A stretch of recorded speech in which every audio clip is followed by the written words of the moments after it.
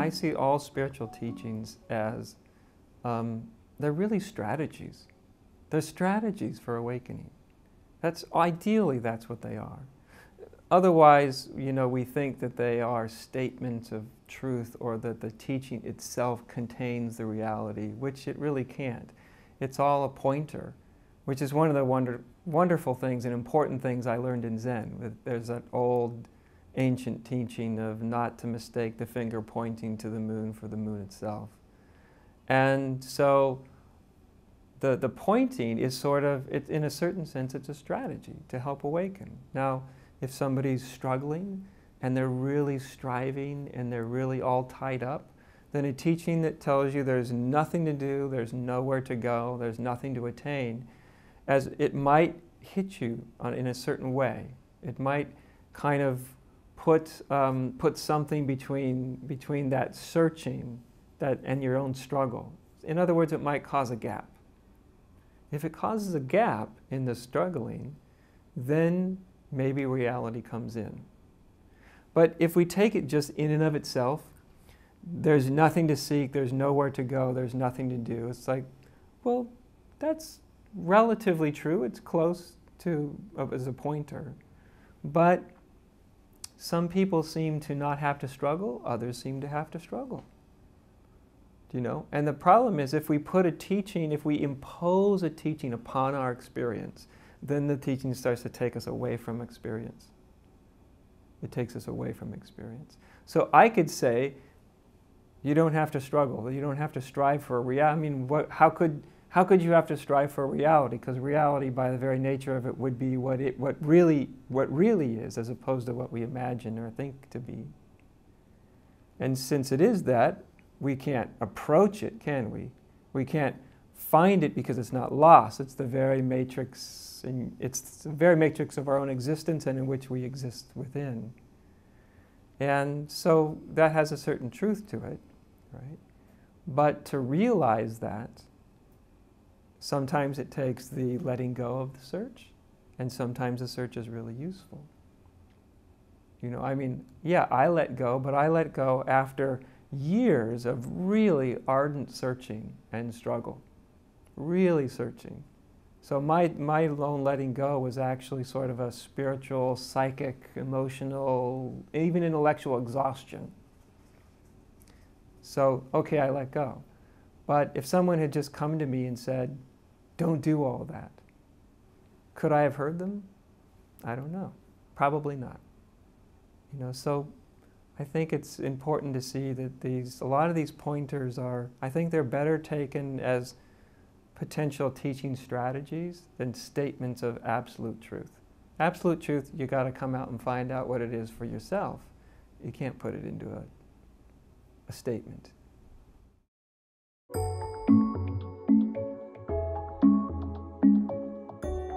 It's useful in the sense that it gets us to question the way we're perceiving life, ourselves. It's a way of saying there may be a totally different way to perceive yourself, to perceive existence, to perceive God than you currently have. So the concept is that which sort of comes in, do you know? Enlightenment, awakening, these things, these concepts come in, and they're suggestive. They're suggestive of there's a different way to see things than the way you currently see them. In that sense, they're very useful. Because sometimes that's the first thing that gets people to go, hey, I never even imagined that there was a different way to look at myself or life until I heard about it. Do you know? So, of course, they're also dangerous, because then they get the mind to think in terms of, okay, enlightenment is something I want to attain, and there's enlightened beings and unenlightened beings, and the mind creates this whole divisive sort of spiritual world out of those ideas. That part that's counterproductive. Do you know? My teacher said many, many years ago when I was with her, she said, look, everybody has their dance to dance. And the whole idea is you got to dance your dance all the way out. If it's to do nothing and just stop seeking, fine, then that's what you do.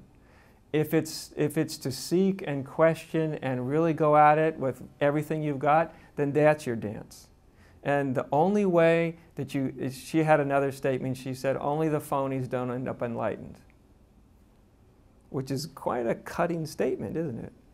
Only the phonies, which really means if you're not authentic to what's happening for you, if you're not inhabiting your own life, then you probably very well might remain spiritually asleep. But if you can stay really authentic to yourself, great. If you can maintain that authenticity, that be true to what's arising in your own life, in your own experiences, then you can't help but to, at some point, open your eyes, spiritually awaken. But that's something that spiritual seekers, unfortunately, with all the teachings that go out there, is they hear the teaching, and the teaching often makes them become less sensitive to what's actually happening. And they're trying to make themselves conform to the teaching, right? So they're actually seeking, but now they're trying not to seek because a teaching said don't seek. But actually, no matter how much you try to not seek, if you're trying not to seek, you're still seeking. You see what I mean? So if that happens, you're not being true to yourself, are you? You're not being authentic. You're trying to do something that's not really authentically yours. So I think that's really, really important to people, is like to be connected with. I always ask people, the first thing I often ask them is I say, look, what are you doing here? You know, some people start to ask me a question, they'll throw out we're like enlightenment and awakening and non-dual this and non-dual that, and they'll throw out all these things in their question. And I'll say, wait. What's this about for you? Why are you here? What's spirituality about for you? Not what someone said it was about or promised you get out of it, but what's it really about for you? Why is this quest happening for you? And I'll tell you, when I ask people that, 90% of them, they don't know. They kind of go, gosh. It takes them up short for a moment. And then I say, that's it. That's your inquiry for now. To reconnect with what is this all about for you. Don't let somebody define it for you. Don't let me define it for you. You see what I mean? Because when it's authentic, then all of your resources, they naturally kind of come together and they naturally start to align. But if it's not really authentically yours, you find that the mind and your emotions and your agendas are often competing inside. You know? And that's a spiritual quest in and of itself. What is it I'm doing here? What is this about for me? So it's sort of, when I ask that to people, it often makes them a little disoriented, because they're like, I never thought about it. I just heard about, and I just want to be enlightened. Why? Do you see? What does that mean for you? What does that word mean? I want to awaken. What does that mean for you? What do you really, you see what I want? What do you really want? Otherwise, we're just chasing what someone's told us. And then you've left home. You've left home.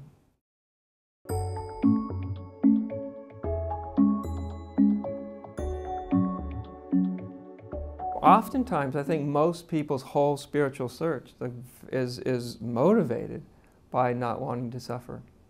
And the spiritual personality types are often, a lot of what spirituality is really about for them is to actually run away from what's actually happening, to not experience the painful stuff that they're experiencing. And that's understandable because, we're all hooked up, aren't we? Like every other biological organism, we're all hooked up not to suffer. We don't want to suffer. Our instinct is to avoid it, to go somewhere else. which really, even though that is a big part of the motivation in people's spiritual lives, and understandably so, and rightfully so. But really, as I see spirituality, even though it's so often associated with escaping human suffering, I don't really see that that's what it's really about at all. That's a byproduct of being conscious, as you don't suffer as much. It's a byproduct. But as a reason that you pursue it, it's not such a good reason, because there's parts of things in spirituality that most people are probably going to look at, that just to look at them is not going to be pleasant. You know? Who likes to have themselves questioned? Who likes to really question themselves? Who likes to sit there and go, wow, well, I may not actually know what I'm talking about? It doesn't make one really feel pleasant, you know, usually. As I was saying in the talk earlier, is to me the whole spiritual drive really is something that belongs essentially to life. It comes from it's what life does. One of its movements is to become self-aware, to know itself, to be aware of itself. And our spiritual lives, that's what they're born out of. And then we attach our personal agenda, which is, I don't want to suffer. That's fine, because life will use that too, you know. But often enlightenment is, I call it the sales plan for enlightenment. The sales pitch for enlightenment is usually, the sales pitch is aimed right at that ego that doesn't want to suffer. It thinks, I want enlightenment to be bliss, sort of an unending ecstatic orgasm that never stops. I mean, you just name it, right? I'll never, ever, ever, ever have an unpleasant thought or a bad day or anything, and I'll never, ever suffer again. That's the ego's idea of enlightenment. Now, if you put just that, put that up against, say, the life of one of the enlightened people that people like to put on a pedestal, Jesus Christ. Does Jesus Christ look like any of that enlightened sales pitch that I just mentioned? Was he always happy? Did life always go well for him? Did he never, ever suffer? Do you see what I mean? So there's the sales pitch, which is aimed at the ego, and then there's the real thing. And the real thing is, really, I don't think, it shouldn't be defined by what I can get out of it. If anything, I think the positive byproduct is that the relief is that one is no longer looking for an escape from anything. When you're not looking to escape suffering, you rarely suffer. When you're looking for an escape to suffering, you're often suffering. Do you know? But they'll think, well, they just get it all backwards. I mean, I had it all backwards, so I really understand that.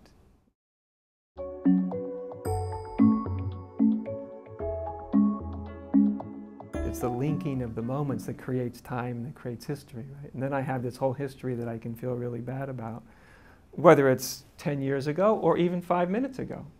And you see, well, it's only thought. It's the only thing that's linking, one is linking these thoughts together, holding them in memory, and then getting upset about them. But there's also, history is also, when we look at it a way that's not just about suffering, but also about simply, it literally changes our perspective. The way that we view life, most human beings view life, is because of this long, long, long train of conditioned ways of thinking. You know, what literally, I mean, a really crude, simple example of this would be the vast majority of human beings going back several hundred years thought the earth was flat. And to them it was just as obvious as today we say it's round, right?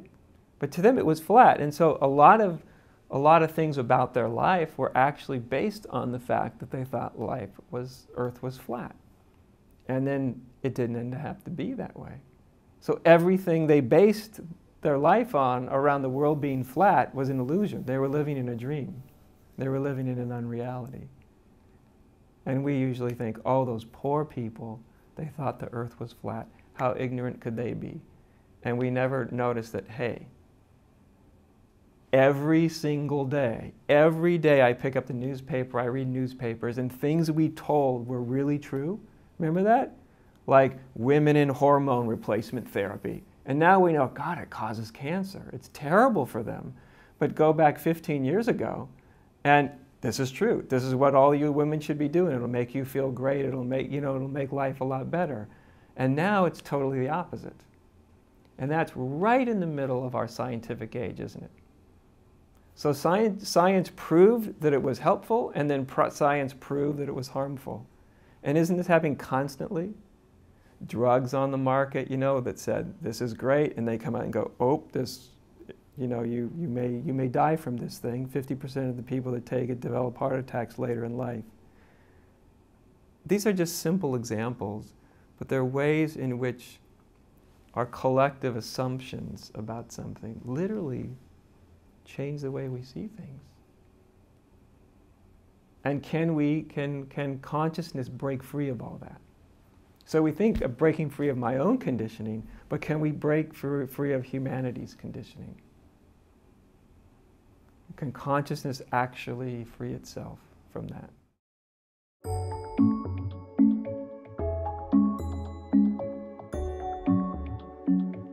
Most people talk about surrendering, but not many people surrender to that usually.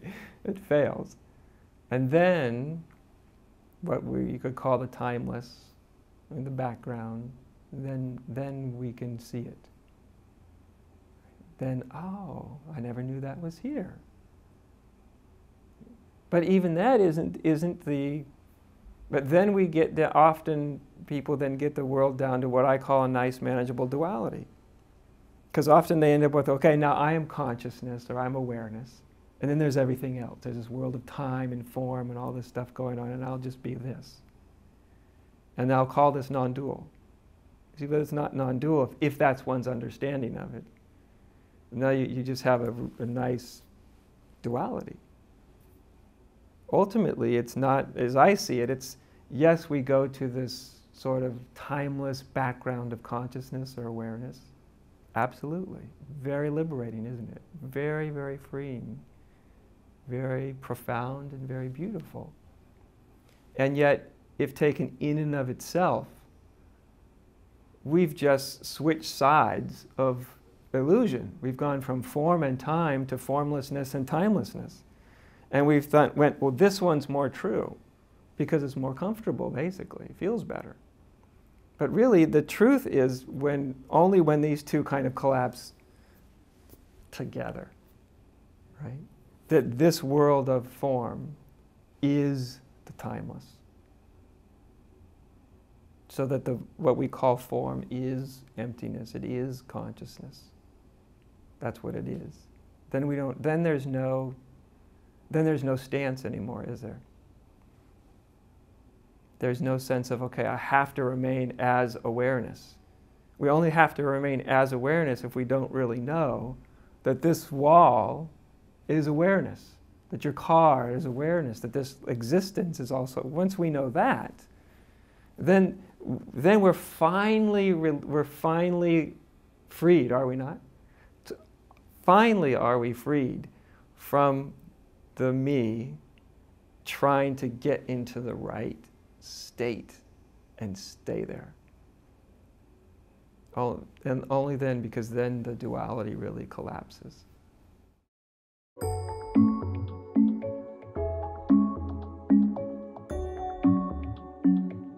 Anybody that's involved in spirituality, certainly any spiritual teacher, it's one of the most common questions we get. I had what I call a moment of spiritual clarity. I had a moment of spiritual clarity, and everything was so obvious and simple and beautiful.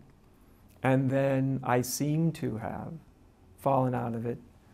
Therefore, the obvious question, how do I get back to it? It's a perfectly valid or reasonable question. But again, then it becomes, how does one work with that?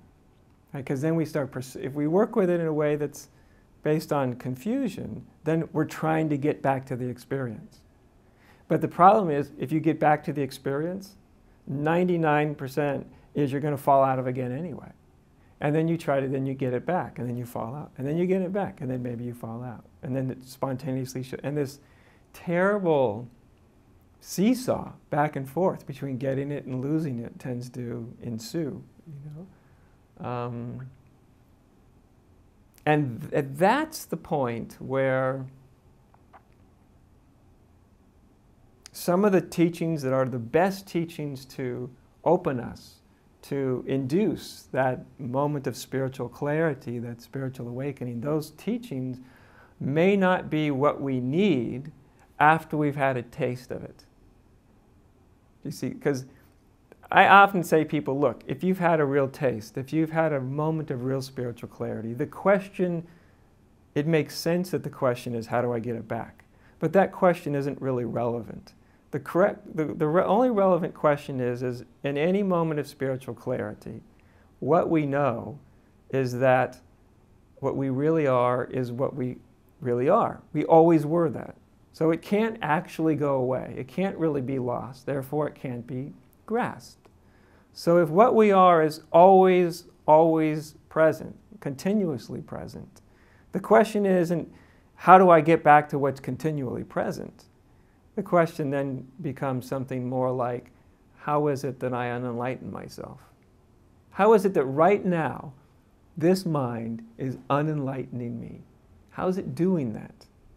See, because what I find is a lot of people then feel very powerless, do they not? I got it, and then I lost it, and there's a powerlessness. And yes, a moment of grace will probably come back and, you know, kind of readjust you. Or you can learn what I call the spiritual chiropractic tricks of the trade. Little phrases or turns of ideas, a certain way of saying things, it kind of adjusts your consciousness again. And as long as that works, use it, fine. But eventually, that won't work. Eventually, those chiropractic maneuvers will work less and less and less.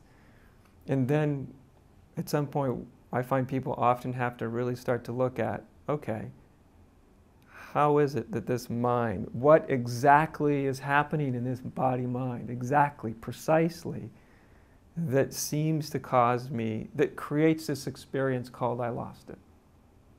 Because it's not possible to lose it, but it's possible to experience that you've lost it, right? How is that actually happening? So how am I unenlightening myself? Then there's a way that you're really engaged, aren't you? Then you're not just waiting for a moment of grace. You're like, okay, how is that actually working? And what I find when people look at that, when they really look at it, when they stop being like so desperate to get it back, but they really slow down, then they start to get intimate with their own mind structure and the way their conditioning in a split instant can go into overdrive and unenlighten them, as it were. And they see it. And once you see it, you know, I remember this very famous saying from the Buddha when he talked about finding and seeing the ego and how the ego did what it did. And he said, I've found you. I've seen what you've done. And he envisioned the ego as like the central pole in the middle of a tent. And if you pull that pole out, the whole egoic thing collapses. And he said, now I've seen how you build this tent, how it's erected, how it's put together. Now I know what you do. And now you won't be able to do this again. That's for most people, that's going to be really useful for them to see how it happens within themselves. You know? And a lot of times when we've had these teachings that just sort of pop us into a awake state, awakened place, however you want to say that, that's how we want to keep approaching it, right? Over and over and over and over and over. But like I said, when you see, oh, I see how this mind structure does it. Once you see it, then when it's doing it, you're not believing it.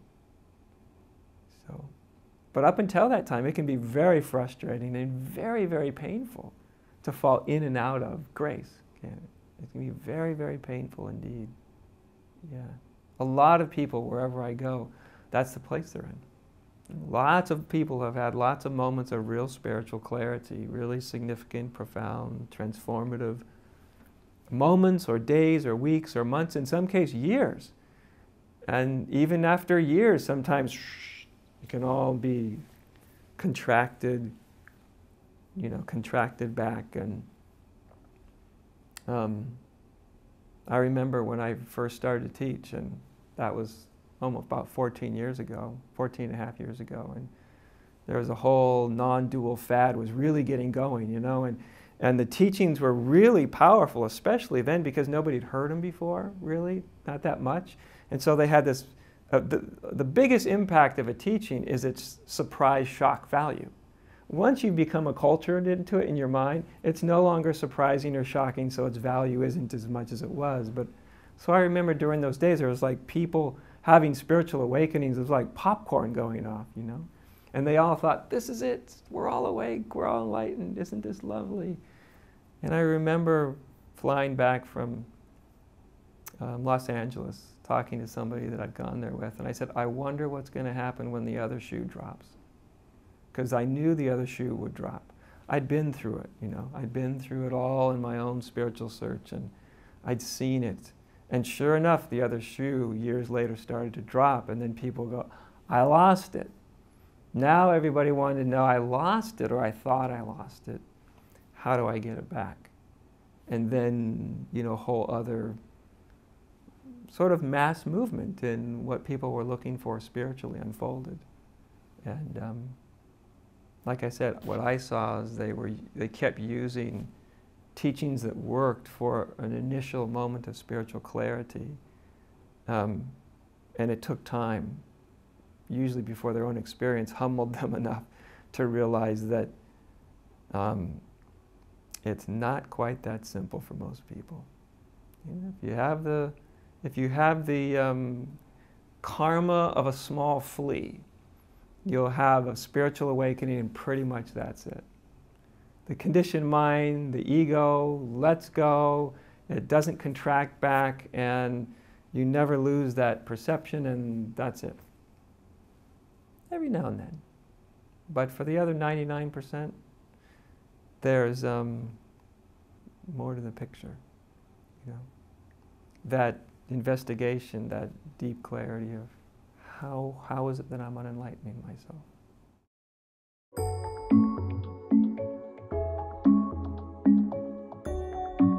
The inquiry creates a gap. If we ask ourselves, what am I really? And usually we're so in a rush, or we're so intellectual, we're so lost in our mind that we don't really notice what's happening. But if you slowed it down, it would look something like the mind presents a question, what am I? And so naturally there's sort of a way that consciousness turns back, right? It looks back. In a split instant, it doesn't find you as a thing. There's nothing there. And so, so because there's nothing there, it's not what it expected. So it goes, I don't know. I must have got the question wrong. But actually, for a split instant, the question wasn't gotten wrong, was it? So consciousness kind of turns back and sees right through the whole conceptual self in an instant. But usually that's not caught because we're too lost in complexity. So that moment of consciousness turning back and the gap and the what am I really? And no entity, no me is found, that's the gap, isn't it? And the gap, that gap is that's where reality resides. That's the doorway. All the spiritual questions are means of creating a gap. That's all they are, aren't they? It's all they are. If somebody comes back with a nice, pithy spiritual answer, then they've missed it. It's the gap that's important. That's why I say, when I say to people, always refer it back to your experience, I know if they're really intimate with their experience, if they ask a significant question, if they're really intimate, they'll feel, experientially, they'll feel that gap, a moment of pause. And at that moment of pause, at that moment of gap, we are very, I guess you could say, grace-prone, right? So it's all about the gap, yeah. The gap in experience.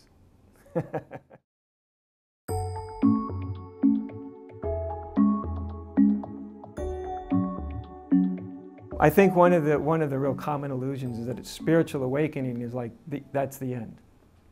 When I found what my own teacher showed me many, many years ago, when you'd have a spiritual awakening, her attitude was, "Great, now we can begin. Now you got your foot in the door of reality. Now you have some experience. You know, it's known. Now we can start." And I remember when she used to say that, you know, when I was still looking for, you know, some moment of spiritual awakening, it was so disheartening. Like, oh, no, no, no, no. I thought you just have this moment and that's it. It's easy street. And there she is saying, well, no, it actually means we can start. No. But I found out, but more often than not, it's like a beginning, it's an end. It's an end of not knowing. It's an end of not having that clarity. So there is a definite end, is there not? There's a definite, that's why people often say, oh, there was this moment where I recognized what I was, what was real. Even if they fall away from that, there's still, their life is changed. From that moment on, something's different is occurring, something very different. But also, for the vast majority of them, so it's an ending, but it's also a beginning of something else. It's a beginning of, to use a very, what's the word? Spiritually incorrect word in non-dual circles. The process of awakening usually starts after you've had a moment of awakening. Then the process starts. And no matter how much we might want to say or believe there's no process, for 99% of the people, there is. You know, it's a sudden recognition and then sort of this other process.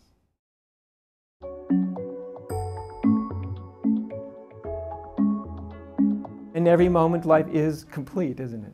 It's complete, and in that sense, it's completely done, and it's finished, and there's really nothing to grasp out of it or to attain out of it. So in that sense, it's totally whole. Each moment is whole. And simultaneously, there's a moment where we are growing. And as, I guess we could say, as human vehicles, there's always a sense of becoming a clearer and clearer expression of what's realized. And that's also another way of speaking about that gap. That is, the other way of speaking about the gap is the gap between what I realize and how I move through the world. And that's another one of those frustrating gaps that a lot of people deal with. You know, I know this, I know there's no separation. I know that I and you and we are consciousness. I know that, I've experienced that, I know that. And then the next thing that happens in their humanness is something that seems the absolute opposite of that. And they go, wow, why did that happen? I know that's not true. Why did I say that? You know, so that's part of that process. The reality doesn't have a process, does it?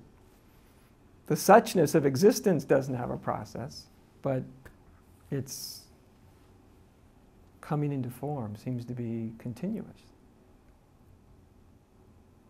I remember I think it's one of the Buddhist scriptures that we used to chant every day. It's chanted in monasteries, Zen monasteries and temples all over the world. And one of the ending lines is translated as always being, always becoming. Always being Buddha, always becoming. Right? So it's always done. There's never anything more. There's nothing to attain. There's nothing, everything. And simultaneously, you're always becoming that nothing to attain. there's always a becoming part. And I've always found that to be very, very true. And actually, part of the beauty of existence is that existence isn't just a static, I've awakened, I've enlightened, that's it, there's nowhere to go, there's nothing to do, there's nothing more to see, that's just like, what a bore that would be, wouldn't it?